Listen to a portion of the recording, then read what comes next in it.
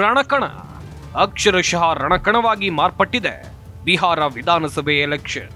ಹೌದು, 2025ರ ಬಹುದೊಡ್ಡ ಮತಸಮರಕ್ಕೆ ಬಿಹಾರ ವಿಧಾನಸಭೆ ಸಜ್ಜುಗೊಂಡಿದೆ.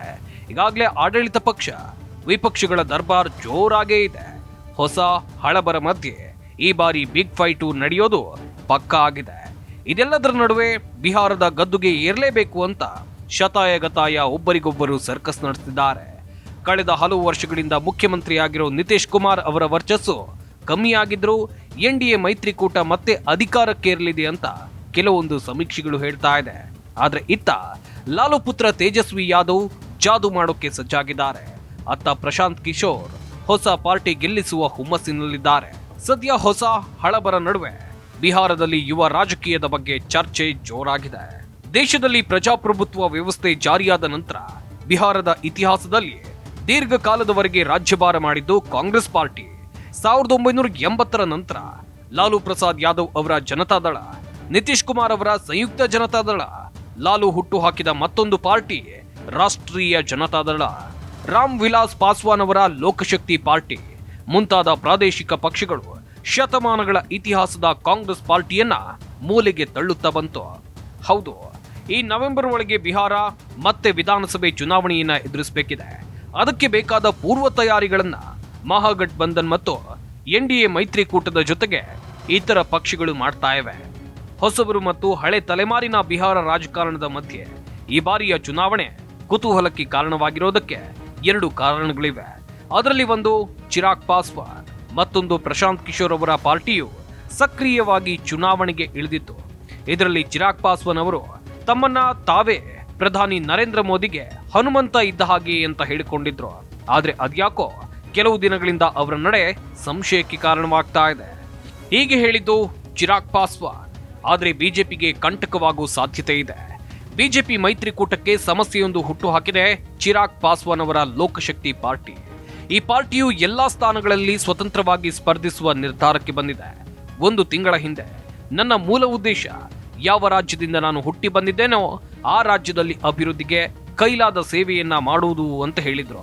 ಆ ಮೂಲಕ ಕೇಂದ್ರದ ಸಚಿವ ಸ್ಥಾನದಿಂದ ಹೊರಬರುವ ನಿರ್ಧಾರವನ್ನ ಪರೋಕ್ಷವಾಗಿ ಚಿರಾಗ್ ನುಡಿದಿದ್ರು. ಆದ್ರೆ ನನ್ನ ನಿಯತ್ತು ಮೋದಿಯವರ ಮೇಲೆ ಮುಂದುವರಿಯಲಿದೆ.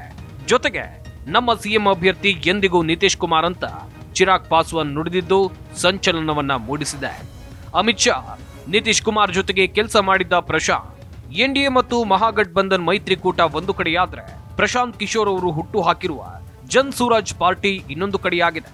ಇಲ್ಲಿ ಗಮನಿಸಬೇಕಾದಂತ ಬಹುಮುಖ್ಯ ಅಂಶ ಅಂದ್ರೆ ರಾಜಕೀಯ ತಂತ್ರಗಾರಿಕೆಯನ್ನ ಕಾಯಕ ಮಾಡಿಕೊಂಡಿರುವ ಪ್ರಶಾಂತ್. ಈ ಹಿಂದೆ ಕೇಂದ್ರ ಗೃಹ ಸಚಿವ ಅಮಿತ್ ಶಾ ಜೊತೆಗೂ ಕೆಲಸ ಮಾಡಿದ್ದಾರೆ. ಬಿಹಾರದ ಮುಖ್ಯಮಂತ್ರಿ ನಿತೀಶ್ ಕುಮಾರ್ ಜೊತೆಗೂ ಕೂಡ. ಹಾಗಾಗಿ ಎನ್ಡಿಎ ಮೈತ್ರಿಕೂಟದ ಚುನಾವಣೆ ಸಮೀಕರಣವನ್ನ ಒಂದ್ ಹಂತಕ್ಕೆ ಇವರು ಅರಿತುಕೊಳ್ಳಬಲ್ಲರು ಎನ್ನಬಹುದು. ಅವರ ಪಾರ್ಟಿ ಎಲ್ಲಾ ಸ್ಥಾನದಲ್ಲಿ ಸ್ಪರ್ಧಿಸುವುದಾಗಿ ಈಗಾಗಲೇ ಘೋಷಣೆಯನ್ನ ಮಾಡಿದೆ. ಕಳೆದ 2 ಚುನಾವಣೆಗಳಲ್ಲಿ ಅಂದ್ರೆ 2015 ಮತ್ತು 2020ರ ಬಿಹಾರ ವಿಧಾನಸಭೆ ಚುನಾವಣೆಯ ವೋಟಿಂಗ್ ಪ್ಯಾಟರ್ನ್ ಅವಲೋಕಿಸಿದಾಗ ಬಿಜೆಪಿ ಇಲ್ಲಿ ಪ್ರಬಲ ಶಕ್ತಿಯಾಗಿ ಹೊರಹೊಮ್ಮುತ್ತಾ ಇದೆ. ಅಸಲಿಗೆ ಕಳೆದ ಚುನಾವಣೆಯಲ್ಲಿ ನಿತೀಶ್ ಕುಮಾರ್ ಅವರ ಪಾರ್ಟಿಯು ತೀವ್ರ ಹಿನ್ನಡೆಯನ್ನ ಅನುಭವಿಸಿದ್ರು. ಬಿಜೆಪಿಯ ಬಲದಿಂದ ಮತ್ತೆ ಮುಖ್ಯಮಂತ್ರಿ ಆದ್ರು.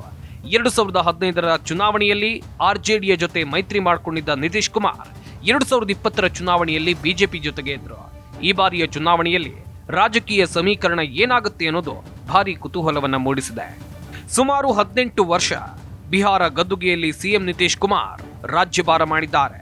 ಪಟಾಕಿ ಯಾರದ್ದೇ ಆಗಿರಲಿ ಅದನ್ನ ಹಚ್ಚೋರು ನಾವಾಗಿರಬೇಕು ಎನ್ನುವ ಹಾಗೆ ಜನಾದೇಶ ಯಾವ ಪಾರ್ಟಿಯ ಪರವಾಗಿದ್ರೂ ಮುಖ್ಯಮಂತ್ರಿಯಾಗಿ ಮುಂದುವರಿಯೋಕೆ ನಿತೀಶ್ ಕುಮಾರ್ ಯಶಸ್ಸನ್ನ ಪಡೆಯುತ್ತಲೇ ಬಂದಿದ್ದಾರೆ.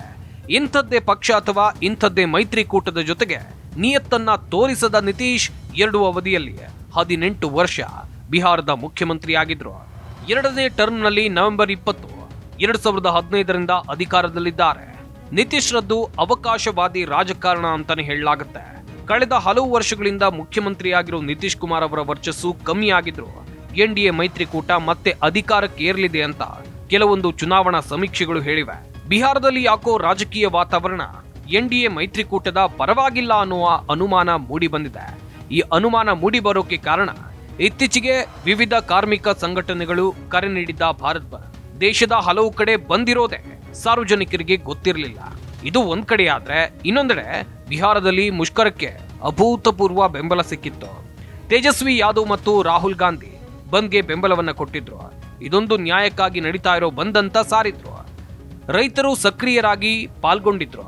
ಇದಕ್ಕೆ ಸಿಕ್ಕ ಬೆಂಬಲವು ನಿತೀಶ್ ಕುಮಾರ್ ಸರ್ಕಾರದ ಮೇಲೆ ಇರುವ ಸಿಟ್ಟಿನ ಸಂಕೇತ ಅಂತ ಮಹಾಗಠಬಂಧನದ ಒಕ್ಕೂಟದ ನಾಯಕರು ಹೇಳಿದ್ರು. ಈ ರೀತಿ ಹೇಳಿರೋದು ಸ್ವಾಭಾವಿಕ ಕೂಡ. ಹಾಗಾಗಿ ಈ ಬಾರಿ ನಿತೀಶ್ ಕುಮಾರ್ ಗೆಲ್ಲೋದು ಅಷ್ಟು ಸುಲಭದ ಮಾತಲ್ಲ ಅಂತಾರೆ ರಾಜಕೀಯ ವಿಶ್ಲೇಷಕರು.